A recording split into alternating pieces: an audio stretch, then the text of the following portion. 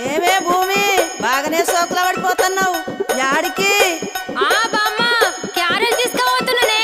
కారేజీలో చేపల కూర కమ్మటి వాసన వస్తుంది. మీ పోరనికా? ఏ నువ్వు ఊకో బామ్మ, పోరడంట పోరడు. మా అన్నకు తీసుకుపోతున్నా.